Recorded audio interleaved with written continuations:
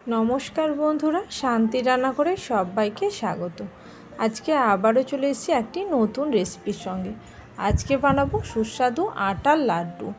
आपनारा तो अनेकेई बेसनेर लाड्डू खेयेछेन, तबे एई आटार सुस्वादु लाड्डूटी एकबार खेये देखबेन। कोनो अंशे किन्तु बेसनेर थेके कम टेस्टी हय ना एई लाड्डूटी। एकदम घरे थाका किछु उपकरण दिये बानिये फेलबो आजकेर एई सुस्वादु लाड्डुर रेसिपि। चलुन ताहले देखे निই এই লাড্ডু বানাতে কি কি লাগছে এবং কিভাবে বানাচ্ছি এই আটার লাড্ডু। সবার প্রথমে যে উপকরণগুলো লাগবে এই চারটি মেন উপকরণ এখানে লাগবে। আটা 1 কাপ পরিমাণে, হাফ কাপ পরিমাণে চিনি এবং লাগবে হাফ কাপ পরিমাণে ঘি এবং সঙ্গে কিছু ড্রাই ফ্রুট নিয়ে নিয়েছি। এখানে কাজু, কিশমিশ এবং আমন্ড নিয়েছি, আপনারা চাইলে পেস্তাও নিতে পারেন। তারপরে সবার প্রথমে যেটা করব, এখানে আমি কাজু, কিশমিশ এবং বাদামটা নিয়েছি। এগুলোকে আমি সব ছোট ছোট কুচি করে কেটে নেব একটা ছুরির সাহায্যে। অবশ্যই এই বাদামগুলোকে ছোট ছোট টুকরো করে কেটে নিতে হবে, না হলে কিন্তু আমরা লাড্ডুর মধ্যে দিতে পারবো না। সেই জন্যই কিন্তু সবার প্রথমে আমি এই কাজটি করে নিচ্ছি। এই বাদামগুলোকে ছোট ছোট টুকরো করে কেটে নিচ্ছি। আপনারা চাইলে আরও ছোট টুকরো করে কাটতে পারেন, তবে আমি এরকম মিডিয়াম সাইজের টুকরো করে কেটে নিচ্ছি। এখন দেখুন বাদামগুলো কিন্তু আমার পুরোটাই কাটা হয়ে গেছে। বাদামগুলো কেটে নেওয়ার পরে এবার আমি মূল রান্নাতে চলে আসব। লাড্ডু তৈরি করার জন্য সবার প্রথমে আমি নিয়ে নেব 1 কাপ পরিমাণে আটা। সবার প্রথমে আমি এখানে একটা ফ্রাইং প্যান বসিয়ে দিয়েছি। এই ফ্রাইং প্যানের মধ্যে আমি ভেজে নিচ্ছি সবার প্রথমে আটা। এখানে 1 কাপ পরিমাণে প্রায় 240 গ্রাম পরিমাণে কিন্তু এখানে আটা নিয়েছি। এই আটা দিয়ে প্রায় 10টা মতন লাড্ডু হয়ে যাবে। সবার প্রথমে আটাটাকে ভেজে নিচ্ছি। আটাটাকে একদমই গ্যাসের ফ্লেমটাকে প্রথমে হাই করে বা মিডিয়াম করে নেব। তারপরে কিন্তু গ্যাসের ফ্লেমটাকে একদম স্লো করে আমি আটাটাকে ভেজে নিচ্ছি। এরকম ভাজতে ভাজতে একটা সময় দেখবেন আটার কালারটা কিন্তু চেঞ্জ হতে শুরু করবে, একদম গোল্ডেন ব্রাউন কালার চলে আসবে এবং আটার মধ্যে একটা মিষ্টি স্মেল বেরোবে।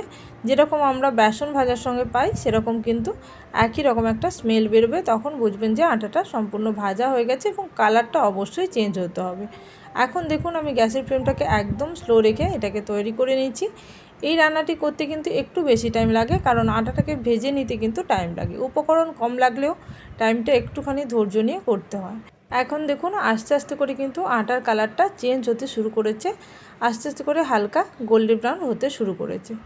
এখন আমি প্রায় 10 মিনিট পরে দেখাচ্ছি। দেখুন আটার কালারটা কিন্তু অনেকটাই চেঞ্জ হয়ে গেছে। আরও আমি 5 মিনিট মতন এটাকে এইভাবে গ্যাসের ফ্লেমটাকে স্লো রেখে আটাটাকে ভেজে নেব। একদম কালচে করব না, তার আগেই কিন্তু আমি এর মধ্যে দিয়ে দিচ্ছি ঘি। ঘি কিন্তু আমি একসঙ্গে পুরোটা দেব না, এখানে আমি 2 টেবিল স্পুন করে ঘি কিন্তু মিশিয়ে নেব। এখন দেখুন প্রথমে দিলাম 2 টেবিল স্পুন ঘি, সঙ্গে কিন্তু এবার আমি ভালো করে এটাকে মিশিয়ে নিচ্ছি আটার সঙ্গে। আবারও 1 মিনিট ধরে কিন্তু ঘিটাকে খুব ভালো করে মিশিয়ে নিচ্ছি। এরপরে আবারও দিয়ে দিচ্ছি 2 টেবিল স্পুন মতন ঘি। গ্যাসের ফ্লেমটা অবশ্যই কিন্তু এখন স্লো রাখবেন, একদমই কিন্তু হাই করবেন না। আর অনবরত কিন্তু চালিয়ে যেতে হবে প্যাচলো বা এরকম খুন্তির সাহায্যে, না হলে কিন্তু এটা নিচে লেগে যেতে পারে বা বেশি লালচে হয়ে গিয়ে তেতোও হয়ে যেতে পারে। সেই জন্য অবশ্যই কিন্তু নাড়াচাড়া বন্ধ করবেন না, অবশ্যই কিন্তু এইভাবে নাড়তে থাকবেন এবং অল্প অল্প করে ঘি মেশাতে থাকবেন। এখন দেখুন প্রায় আমি আরও 2 টেবিল স্পুন মতন দিলাম ঘি। এখানে প্রায় 6 টেবিল স্পুন মতন ঘি দিয়ে দিলাম। আবারও খুব ভালো করে মিশিয়ে নিচ্ছি। আবারও অল্প পরিমাণে দিয়ে দিচ্ছি ঘি। এখানে আমার প্রায় হাফ কাপ পরিমাণে ঘি লেগেছে। আর যদি লাগে অল্প পরিমাণে সেটা কিন্তু একদম শেষে দেব। যদি বাইন্ডিং ঠিকঠাক না হয় তাহলে কিন্তু আমি সেখানেও আবারও 2 টেবিল স্পুন ঘি মেশাবো। এখন দেখুন এইভাবে কিন্তু অল্প অল্প করে ঘি দিয়ে কিন্তু আমি এখানে প্রায় 8 টেবিল স্পুন ঘি দিয়ে দিলাম এবং এখন কিন্তু মিশ্রণটা আমার অনেকটাই রেডি হয়ে গেছে। এবার আমি এর মধ্যে দিয়ে দিচ্ছি আগে থেকে টুকরো করে রাখা ড্রাই ফ্রুটগুলো ভালো করে মিশিয়ে নিতে হবে। আরও 1 মিনিট মতন এইভাবে কিন্তু প্যাচলার সাহায্যে ভালো করে নাড়িচাড়ে মিশিয়ে নিচ্ছি। গ্যাসের ফ্লেমটা কিন্তু এখন আমি অন রেখেছি, একদম স্লো ফ্লেমে রেখেছি। এটা যখন মেশানো হয়ে যাবে ভালো করে তখন কিন্তু আমি গ্যাসের ফ্লেমটাকে অফ করে দিয়েছি। এবার একটা প্লেটের মধ্যে এটা কিন্তু এইভাবে বের করে নিলাম, যাতে এটা ঠান্ডা হয়ে যায় অল্প পরিমাণে। এটা বের করে নেওয়ার পরে আমি এর সঙ্গে মেশাবো কিছুটা পরিমাণে চিনি গুঁড়ো। এখানে আমি চিনিটাকে গুঁড়ো করে রেখেছি, প্রায় হাফ কাপ পরিমাণে চিনি নিয়েছি 1 কাপ পরিমাণে আটার জন্য। এই চিনিটাকে খুব ভালো করে গুঁড়ো করে নিচ্ছি, মিহি গুঁড়ো করে নিয়ে এইভাবে আমি মিশ্রণটির সঙ্গে মিশিয়ে নেব।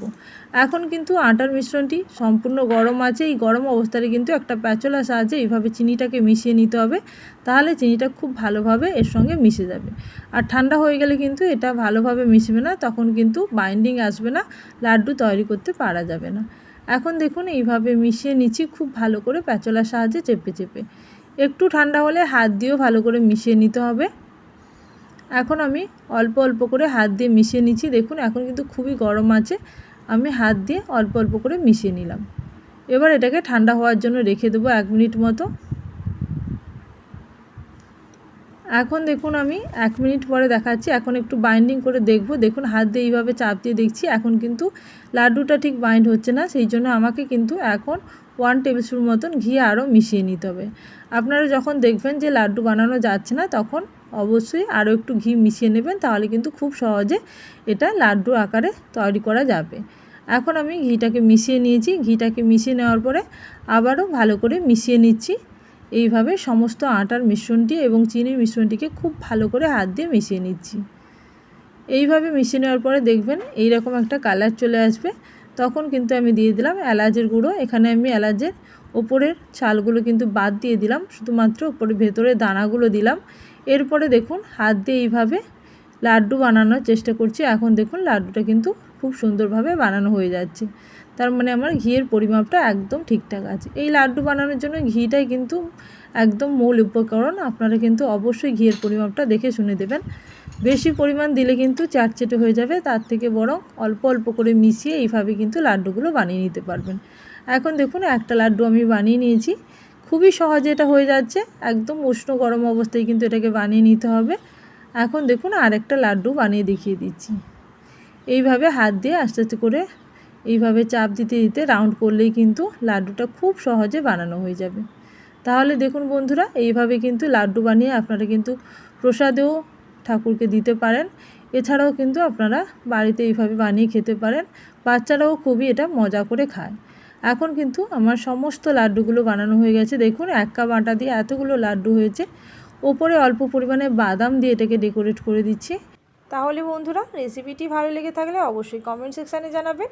আর যারা এখনও পর্যন্ত চ্যানেলটিকে সাবস্ক্রাইব করেনি, অবশ্যই চ্যানেলটিকে সাবস্ক্রাইব করে নিয়ে পাশে থাকা বেল নোটিফিকেশানে ক্লিক করে রাখবেন, যাতে আমার চ্যানেলে কোনো নতুন রেসিপি আসার সঙ্গে সঙ্গে আপনাদের কাছে সবার আগে নোটিফিকেশান পৌঁছে যায়।